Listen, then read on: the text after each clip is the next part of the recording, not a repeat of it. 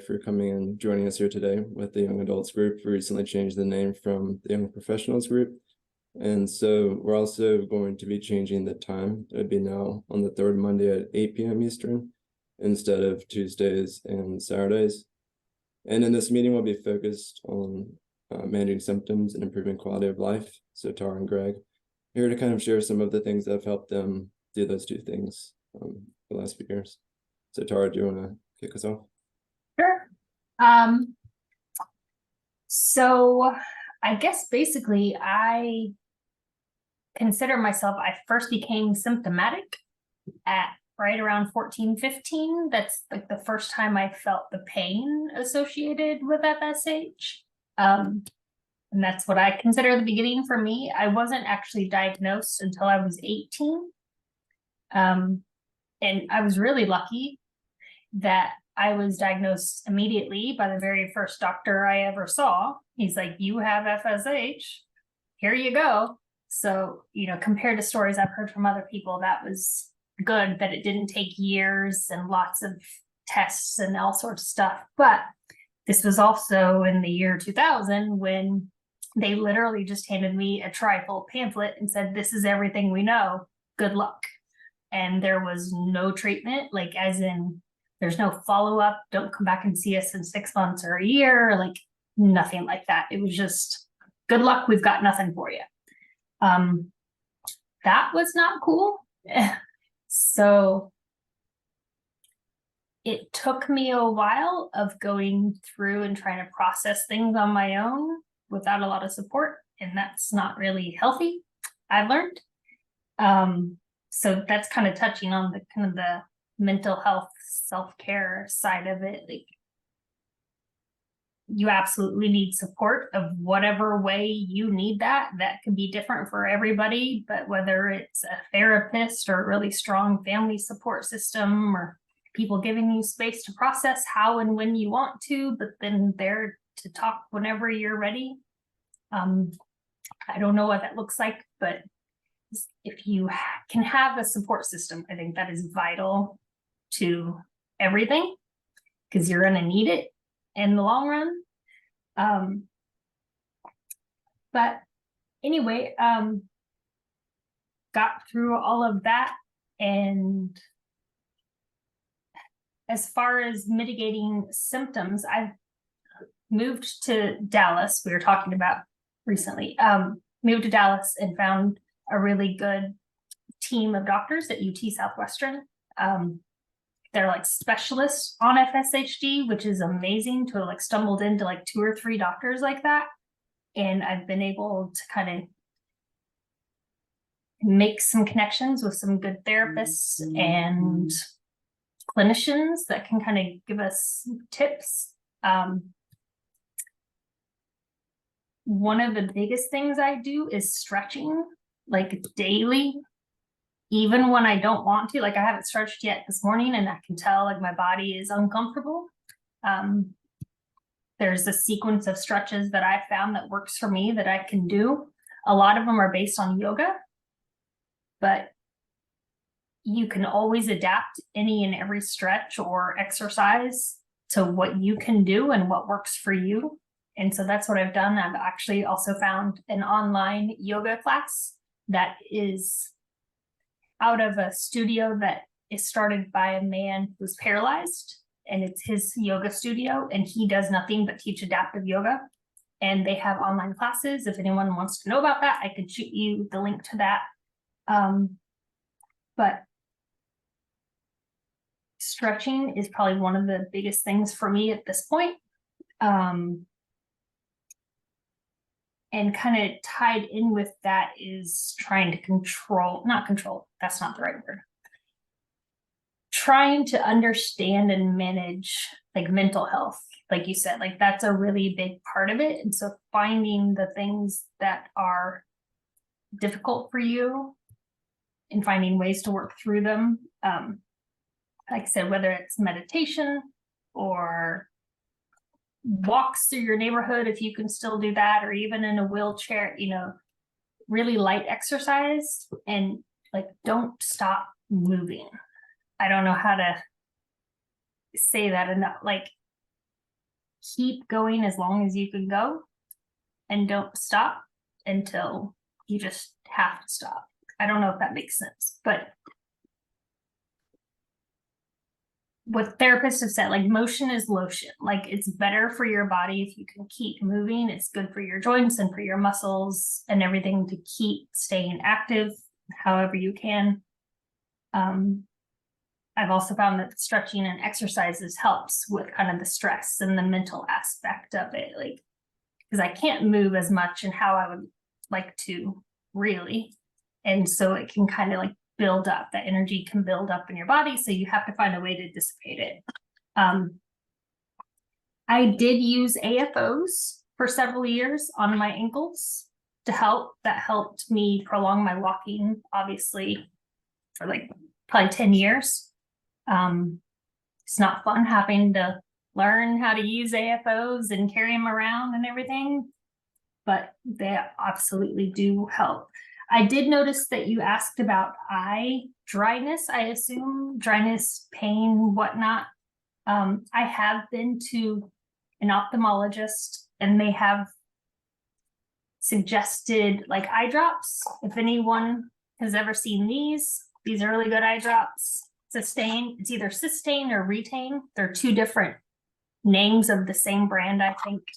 There's also one for PM like this. It's almost like Vaseline that you just put it on your eyes at night, and I wear like just a sleep mask, and it helps keep your eyes dry or keep them from drying out overnight. I will say the ophthalmologist does recommend to never sleep with a fan in your room. I think that's kind of a cardinal sin in the South, but you know, you can take that advice and do with it what you will. I think, oh, here's one big thing that I think if you work at a place and they have a long-term disability policy that you can join, pay into, whatever you want to call it, sign up for, do it. Because if you qualify and you get through and you end up going on long-term disability, that's a paycheck that you get every month for the rest of your life. The policy that I had at my employer, like they will keep you on their insurance for the rest of your life. Like that's a really big deal. I don't know if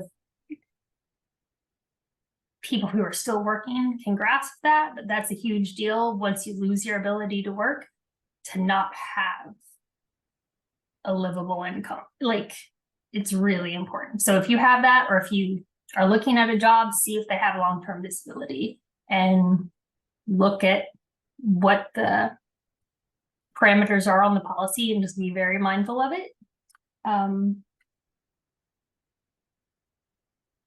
Yeah, I guess tied to that is probably the biggest thing I've heard from my other groups is learn how to advocate for yourself.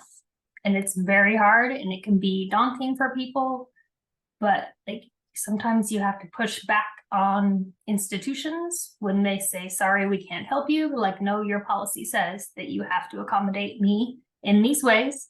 This is not, you know, an unreasonable request. But being able to know what your rights are kind of vital to that. So like reading up on the policies I get, you know, like going to HR if you need to go to HR and get an accommodation, going to whatever office it is on a campus, you know, if there's some sort of a disability office that you need to go to. It's just being able to speak up for yourself becomes very important the further we go on into this journey. So anyway, those are kind of the highlights I have. If there's anything I said that was confusing, I'm glad to clear it up. And like I said, a little bit rambly this morning.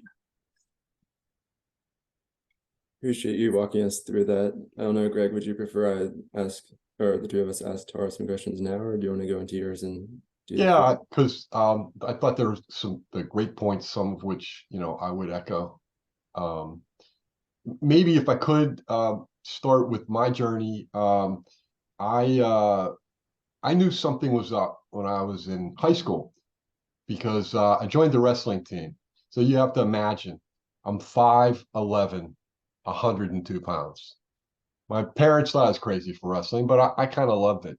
So I would go out into the mat, and I would be wrestling against somebody who was 4'10", 102 pounds, but they were a lot wider than me.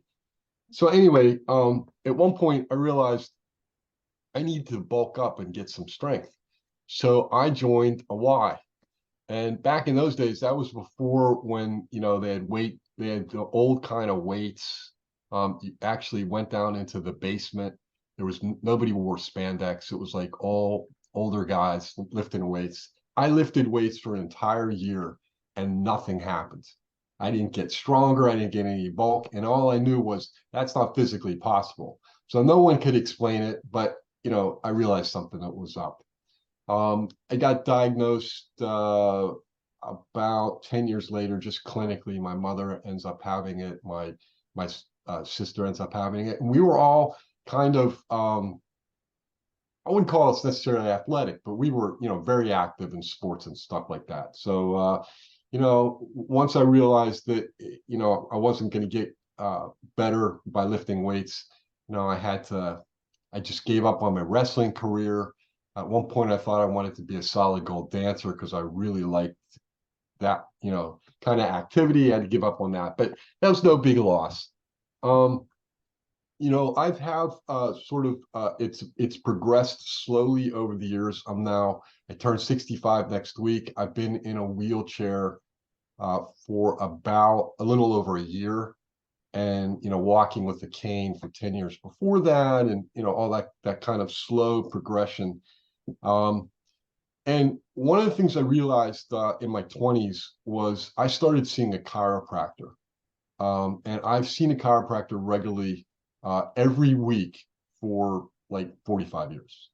And the reason I think that's really good, because my muscles aren't, and everybody's different, so this may or may not work for you, but because our muscles are weak, my spine was always going out of line, and I was having problems with my neck and back and, different parts of my body.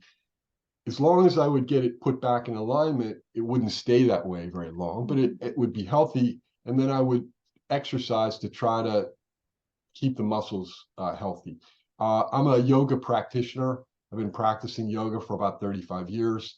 At one time, I could do all of those fancy poses you could see in the picture. Now I'm lucky, to do, half of them. But the good thing about it is I know, because I've taken it so long, what I am capable of doing, and I can do the poses in a way that fits my body, that sort of gets at what the pose is trying to achieve. So that's been vital. So between yoga and chiropractic care, I I physically feel, pretty good as long as I do that, obviously every day. Like Tara, you said, if you go a day without it, you can feel it. And so I think that's been very helpful also for my mental health. I think that, yoga releases stress. It also helps relax your nervous system. And, that's really important. I wanted to say something about support. Support is really critical. I mean, I don't know about you, but so I'm a type A personality. I'm extremely independent. Asked my wife 40 years ago, I didn't know how to ask for help. So that's been a long progress in learning how to ask people for help. And I move fast. I mean, and so it's been an experience learning how to, that you have to slow down. I mean, there's just no way to get around it. But so it's been the mental aspects of this has been an education. It's great to have a support. My wife is, my rock. We have an excellent relationship. We've been married for 39 years. And one thing I want to say about relationships is, early on, for example, we had fights that every couple has about money. Okay. And, until we realized, after a while, that I'm really good at figuring out how much money we have to spend. and she's really good at getting the most value out of whatever we buy. I hate doing what she does, and she hates doing what I do. So once you discover what both you're good at and which sort of feeds you, if you could find somebody that complements that, together you make a great team. And I think it's also true for work. You got to find work or anything that you do that ends up feeding you rather than draining you. I've held a variety of executive positions, including a chief financial officer. One of the worst things that you could have me do is to like add up a lot of numbers and make sure that they're all accurate. I can make financial decisions, but if I spend an hour doing that work, it wastes me, right? So I'm incapable of doing anything for the rest of the day. I could spend 8 hours and not feel anything if I'm doing work that is good for me. So I think, when you look at your career, you have to look at what kind of roles feed you, because if you do that, you'll be better, you'll be healthier, you'll be able to last longer, you'll be able to make contributions. So there's a lot about learning how to manage your energy, and then ask for help for the things that you're not really good at or that you don't like to do. Also, this is really tough, particularly in these days where, everybody's financially pinched, but it costs a lot of money to have muscular dystrophy. I've spent, obscene amount of monies over the years on preventive care. I'm chiropractic care, acupuncture, different kinds of physical therapies, yoga, and I'm hoping it's extended my life. It's extended my ability to be vital and active in the world, but it does cost money. At the same time, once I went into a wheelchair, and you have to buy a wheelchair accessible vehicle, the costs are unbelievable. I mean, they really are unbelievable. If you can at all save money, or to Tara's point about long-term disability insurance, find jobs that have insurance benefits that you can utilize, really critical. You have to think in terms of the long term, in terms of quality of life and being able to get around. It's difficult, but think about it. And yeah, I think I'll leave it at that. But I think the FSH Society, just a plug for them. It's great that they're around. When I first got diagnosed, I went to the early FSH meetings, and this was like in the 90s, early 90s, and there was nothing. It's like, you have FSH, okay. So like, as Tara said, but now there's all kinds of things. So it's really great, and make use of it, and don't be bashful. Really, you have to ask and advocate for what you need. It's really important. And if that's a skill you don't have, you have to learn it, really. And it's okay to realize you might not be good at that. I mean, that's the point of being human, is learning new things all the time and growing. So if it's something that you need, but yeah, I would also just echo you again, chiropractor, massage, all of that stuff. Definitely, like you said, it kind of helps get you back into alignment, even if it's just for a few days, and kept me going, I think, a lot longer than not going to a chiropractor. And I can also say, I watched how my mother's disease progressed and what she didn't do. And then she ended up being more bedridden than, I'm not bedridden. I'm moving around. As limited as I am, I'm always moving around still. So you want to keep that as long as you can. For sure. That was really helpful. One thing I want to touch on, like a lot of people in the group have mentioned over the last few months, that they have an interest in learning more about kind of the mental health side of it. Both of you kind of touched on how that's important. I think, Tara, a good place to start is, you mentioned before you kind of got the support that both of you were talking about, you kind of had to figure that out on your own. Can you kind of walk through what that looked like? Yeah. So like I said, I was 18. I don't know. I'm almost 41 now. So this was all happening in the year 2000 to like 2005-ish. That was probably like my heaviest time. Yeah, like really dark depression, like just to be honest, like I did not want to live because there was no hope as far as I could see. Like they literally said there's no treatment. You're going to waste away into nothing. And like that was not what my brain could handle when I was 18. And the thing that I think a lot of people don't realize is the grief process that happens with this illness. And it's not a one-time thing. Like the grief hits you every time your life has to change again.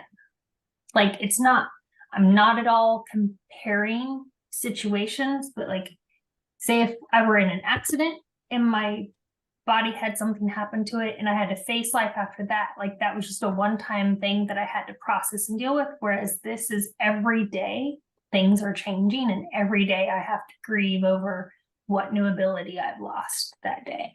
And so that can pop up in ways you don't expect.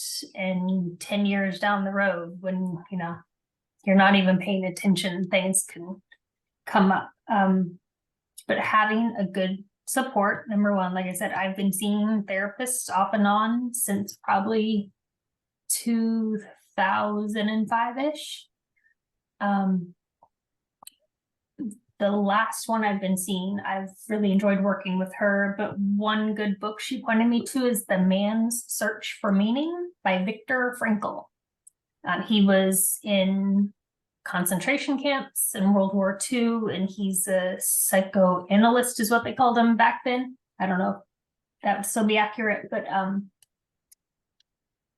it's literally just like finding meaning in your life, even in the most desperate seeming situations and hopeless seeming situations. That really helped. Also, kind of what Gregg mentioned, my nervous system, like learning to be able to like recognize what's happening in my nervous system, like when I'm getting, I don't know what the right word is, but like really engaged, when I'm really upregulated, it's kind of what they call it, like my anxiety is really engaged and my stomach's upset and all of these things, like finding like my vagus nerve reset habits. So, you know, that's a whole world you could look into, but vagus nerve, a lot of it, I think, is what you do in meditation. It's like slowing your breathing or controlled breathing. Try to find happy things to look at for 30 seconds. Like I have some really cute pictures on my phone, or like really funny memes that crack me up no matter what. And like if you can just kind of like get your brain to snap out of the dysregulation it's in just long enough to find your way through it. Like don't battle the negativity, if that makes sense. Because in my mind, that makes it stronger. So I just kind of like set with it and let the anger be, or let the grief be. And because it's all valid, like these are real valid emotions and feelings that you get to have. And by denying them, it's not going to help. So I don't know if that makes any sense. It's kind of chaos in my brain, but yeah.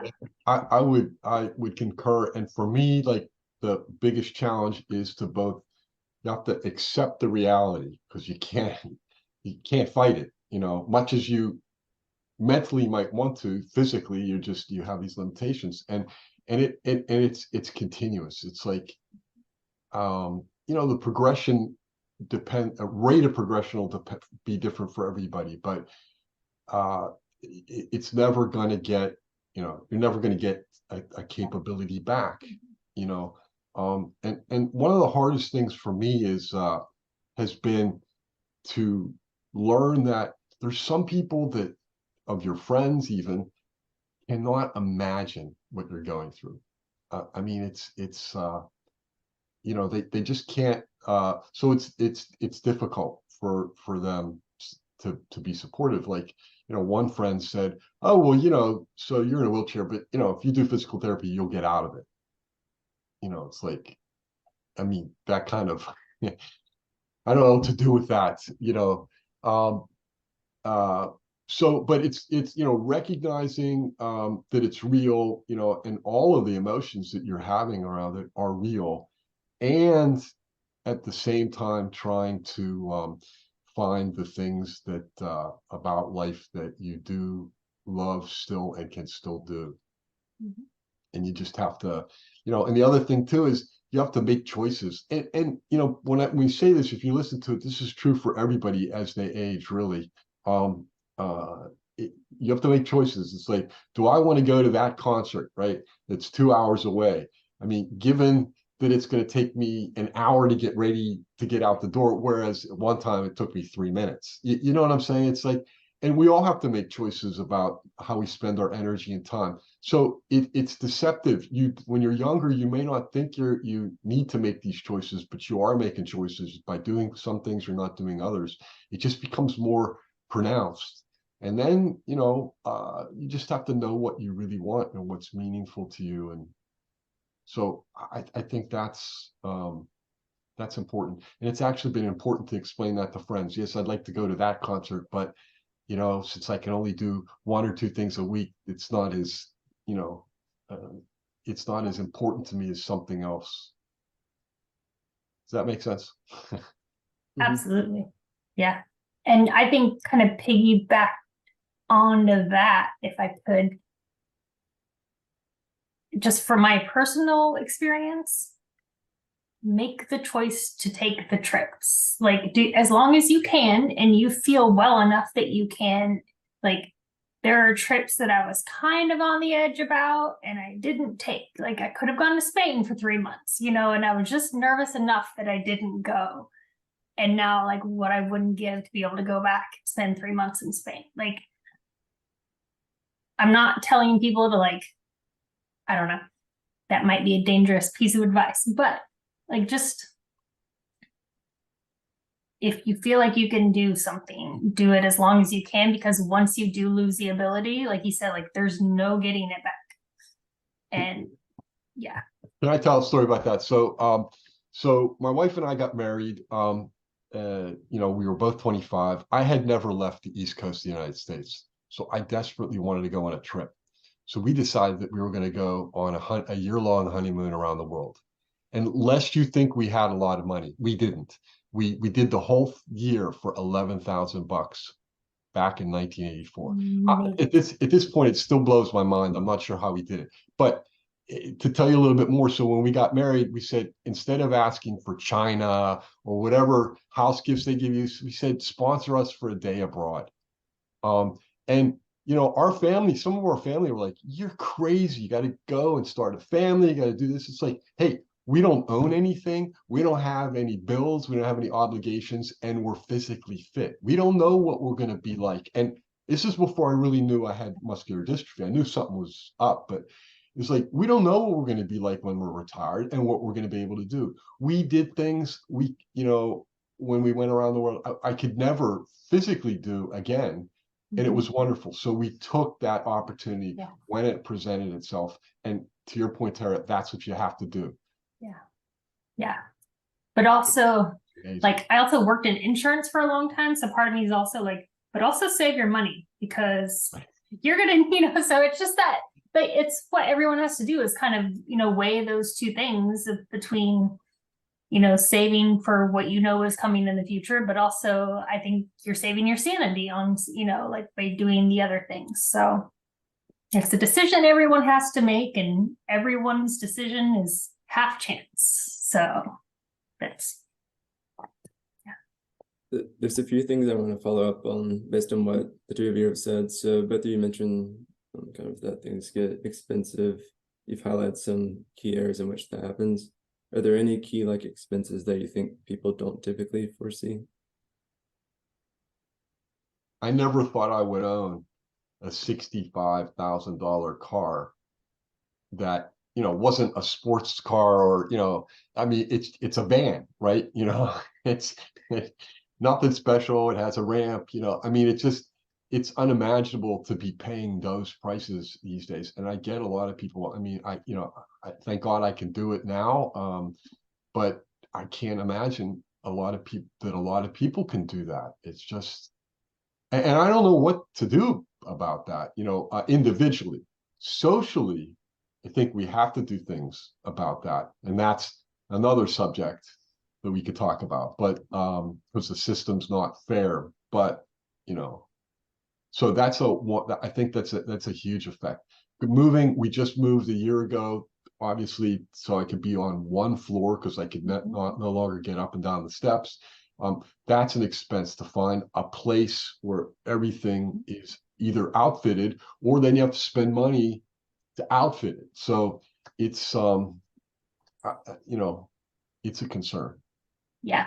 I think it's the little things that you don't realize. It's like, I don't know, Greg, if you did that cost of living survey that they did a while back. And I mean, I was blown away by the end of it, how much it added up. Like, because it's not just, well, I need a chair. And I thought I was spending a lot on the chair that I got, and it's nothing. Like, it's $4,000, and that is nothing. Like, there are some people that have $40,000 wheelchairs. Like, it's absurd how expensive these chairs can get.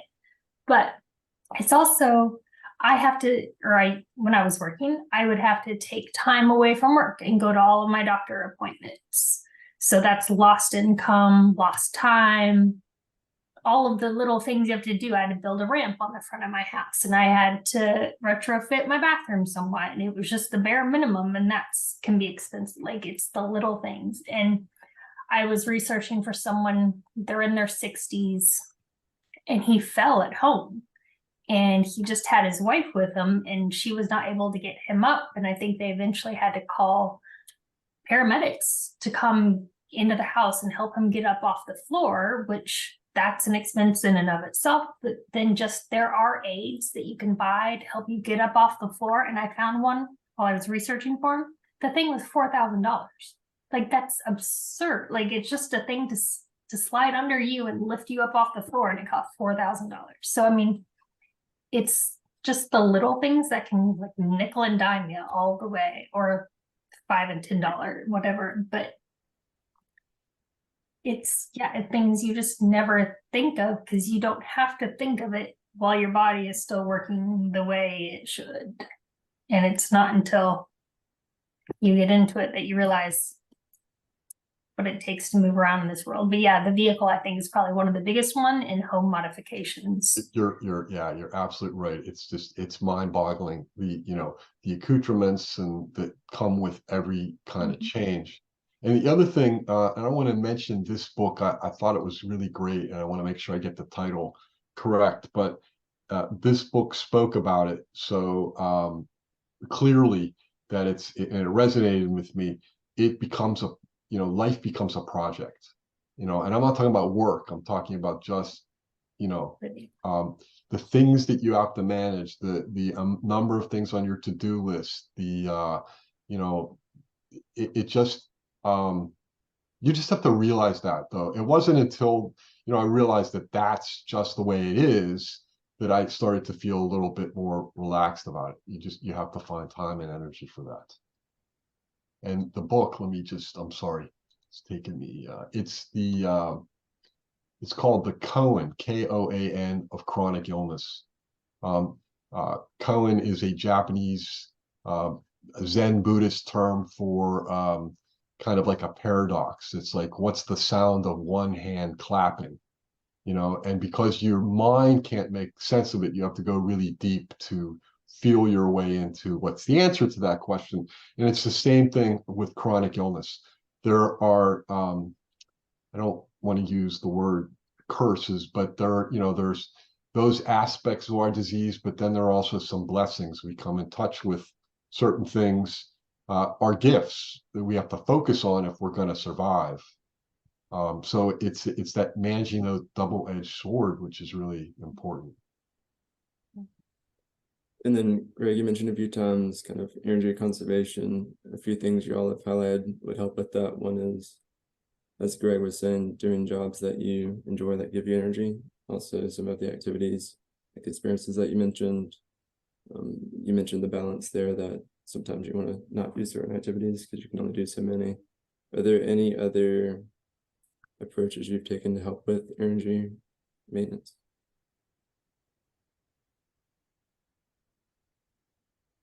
Listen to your body.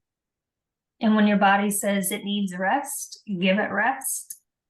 And don't beat yourself up mentally while you're resting, thinking, oh, I really should be up doing this. Or as soon as the alarm rings at the end of my rest, I'm going to rush around and do all of it. No, like you have to like really lean into the resting part, which can be really difficult if you're someone like me. But rest is vital. I mean, it's vital for everybody that is a human. But for me, I notice when I'm pushing myself and I'm starting to ache and kind of that burn feeling in my muscles where, you know, they say you feel the burn when you're working out in a gym or whatever, like that's when I know I've gone too far. And I need, even if it's just sitting down for 5 minutes, maybe that's enough. But whatever it is, like listen to your body. That was the Yeah, hardest thing for me to learn. I'm not saying I've learned it. I mean, I should qualify that, but that is the hardest thing because I could push, you know, straight through that. And now I get in trouble in some way, shape, or form, physically or emotionally or in relationships when I push. Yeah.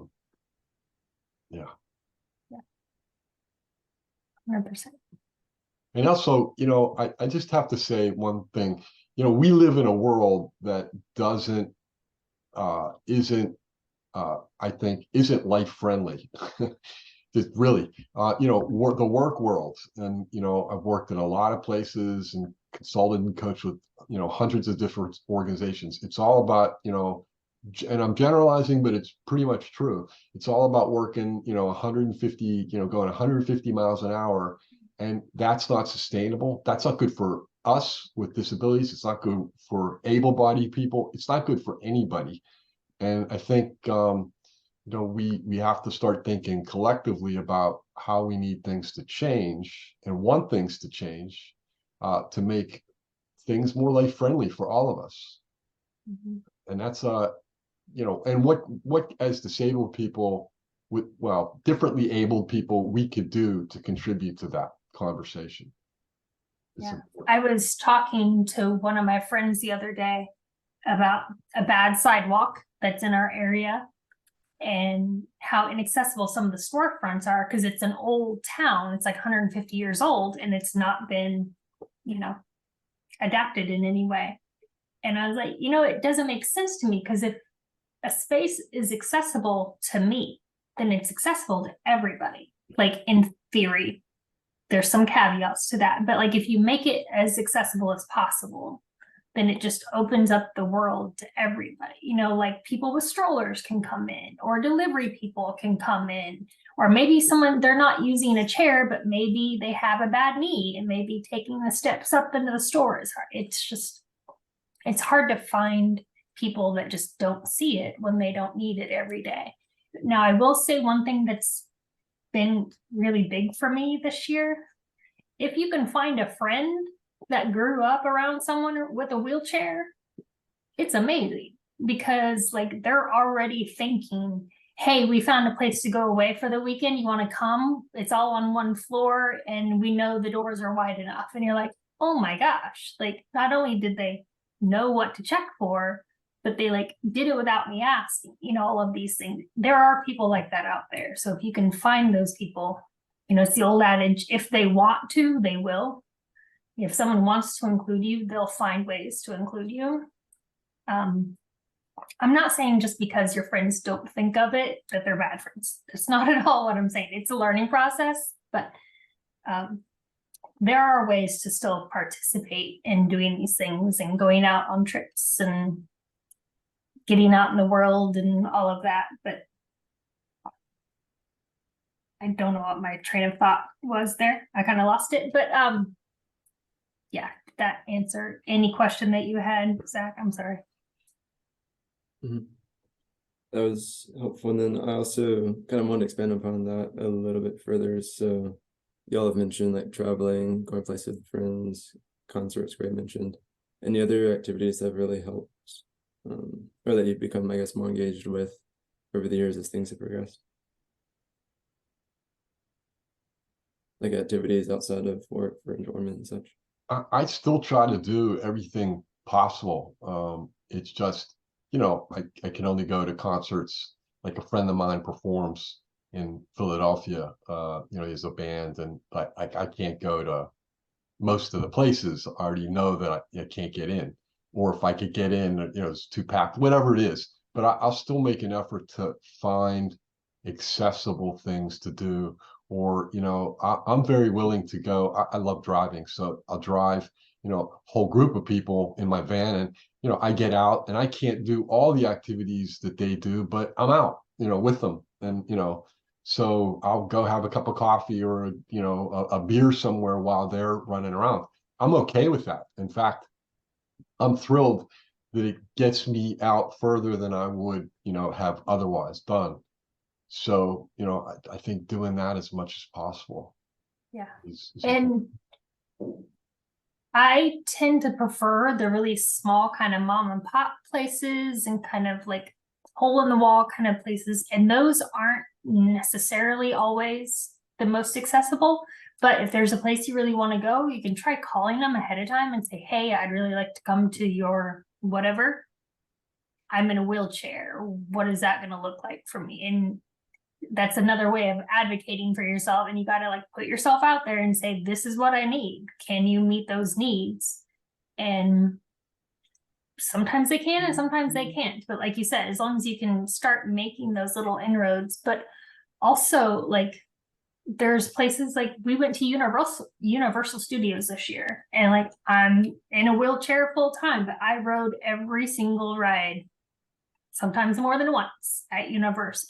Like it's still possible to do even as we progress. Like there's still ways for us to be in the world and exist. And I think the hardest thing for me was getting over the fact that people stare, and they're gonna stare.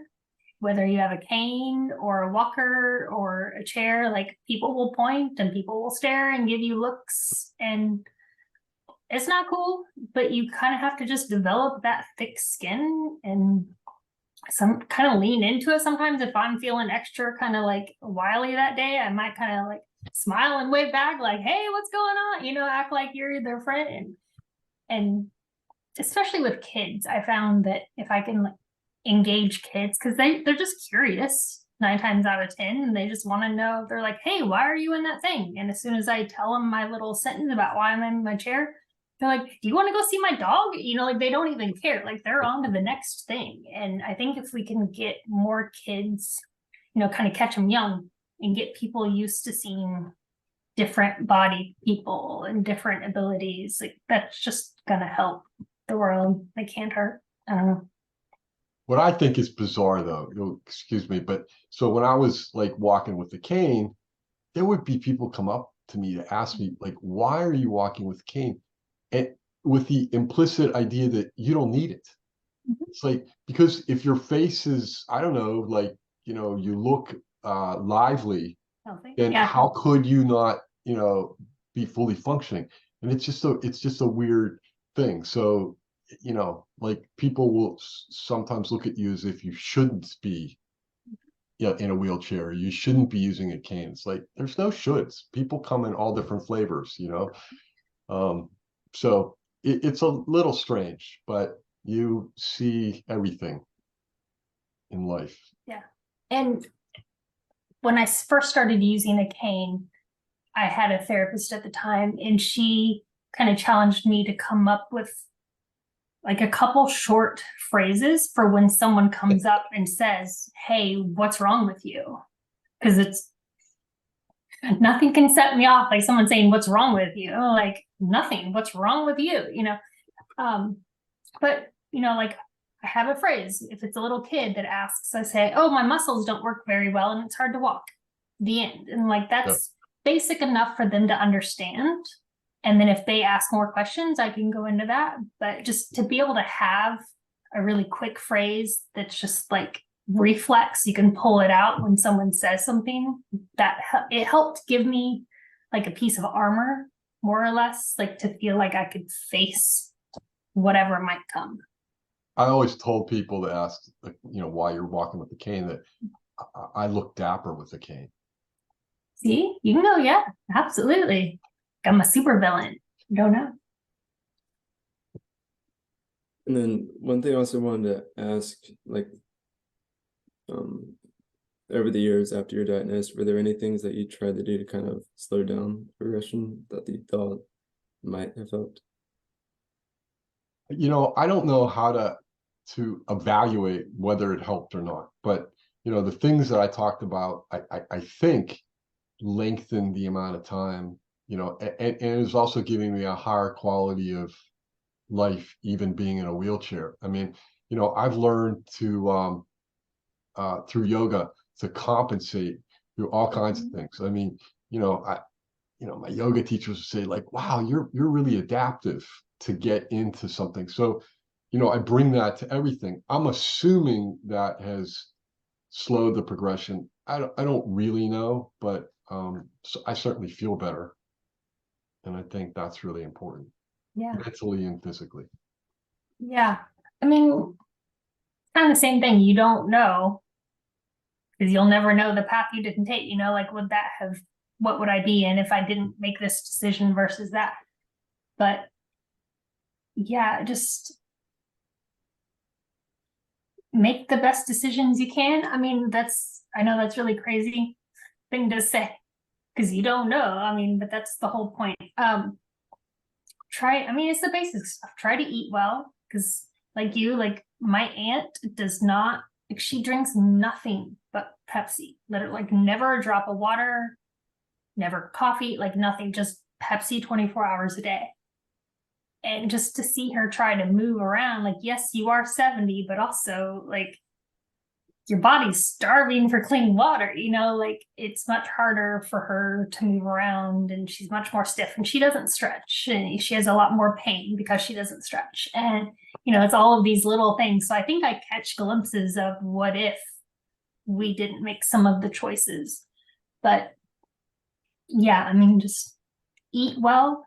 If I take some supplements, I think that's kind of a hit or miss game. You never know, like some people swear by them, and some people think that they're, just a sugar pill or whatever. Like, if it works for you, it works for you. That's kind of, I take magnesium, CoQ10, and selenium. Like, those are the 3 I take. Oh, I know we're almost out of time, but I just want to say this. People have told me that this is not a thing that will affect you. I wholeheartedly disagree. Take that for what it's worth. This is not medical advice. I'm not a doctor, but your heart can be affected. There's a lot of people that say it can't be, but I have 6 different people in my North Texas chapter who all have heart failure, starting as young as in their 20s, like me. And I do not believe that it is unrelated. Personal opinion, whatever. But your heart can be affected. So if you have shortness of breath or breathing issues, don't be afraid to just ask to see a cardiologist, because you can have a test run, and if there's nothing wrong, then you're good. But if you do have an issue with your heart, get it checked soon. Yeah, I want to say, I don't think we have any idea all of the connections of this disease to other things. Quickly, I have diabetes. I was shocked when I got diabetes. I eat very well, take care of myself, maybe a little sedentary, but and I found out that the less muscles you have to absorb sugar, that could cause it. I mean, it's kind of mind-blowing, but we don't know. So don't ever let physicians or doctors or anybody tell you that they know for certain, because they don't. Yeah, because there may be one class period that they took that maybe covered neuromuscular issues. Yeah.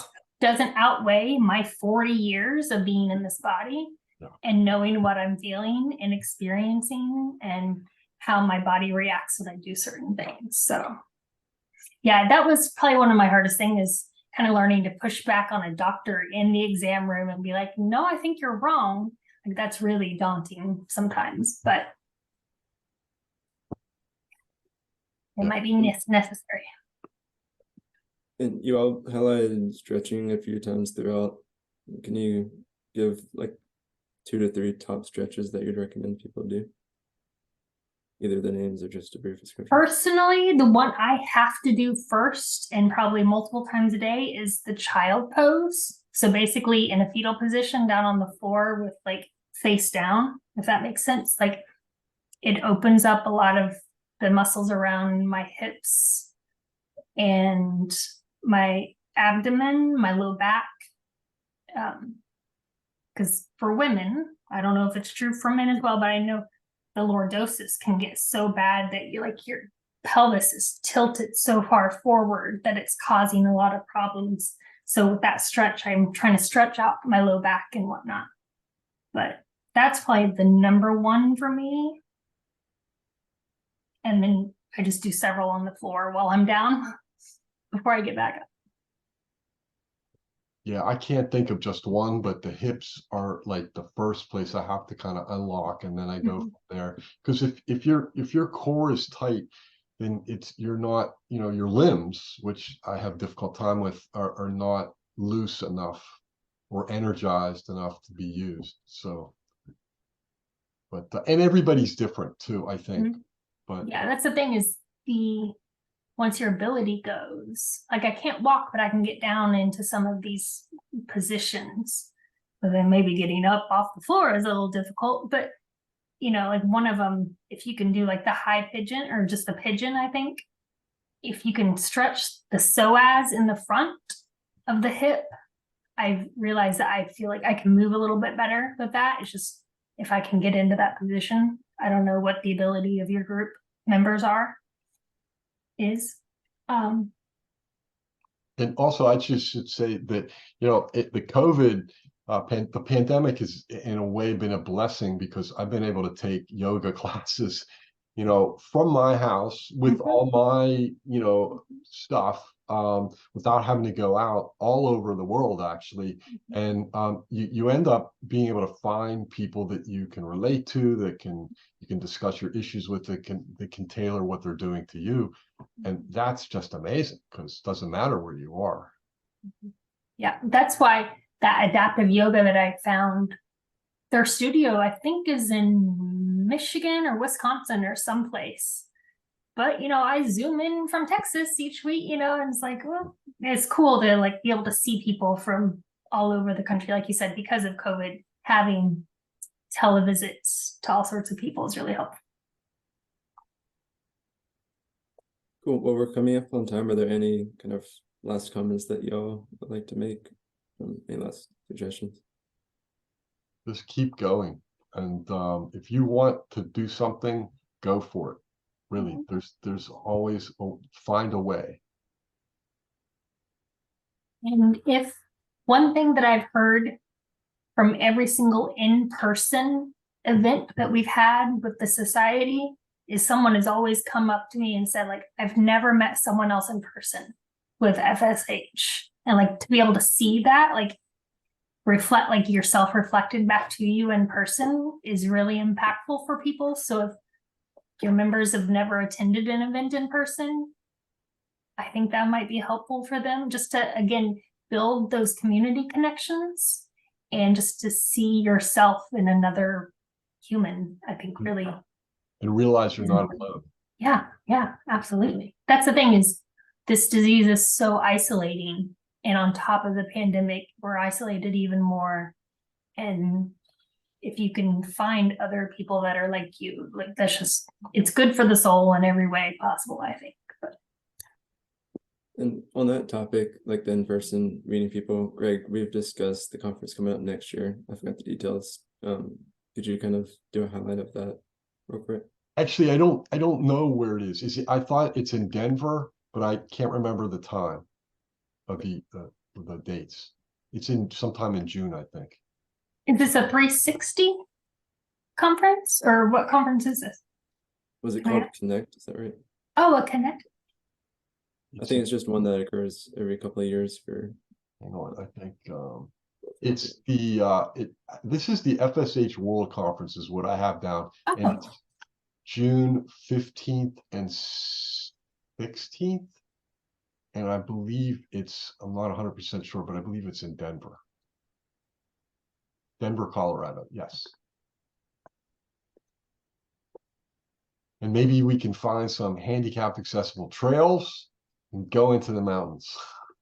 I think that would be cool. I will say my mom works for a state park in Missouri, and they've started rolling out kind of all-terrain wheelchairs that you can rent for the day that are really cool. So I haven't been up there to try one out yet, but she's sending me pictures of them. Like, I will be there soon to try that out. So Good. All right. Well, Zach, thanks for having us. yeah. Really appreciate both of you taking the time and sharing your experience. Yeah. Anytime. And if your people ever have questions, they can like shoot me an email Absolutely. directly. Yeah. Or a text message. You have my emails and my cell phone number. So if anyone has questions, let us know. Will do. Thank you. Have a good rest of the weekend. Bye, guys. Take care. Bye-bye.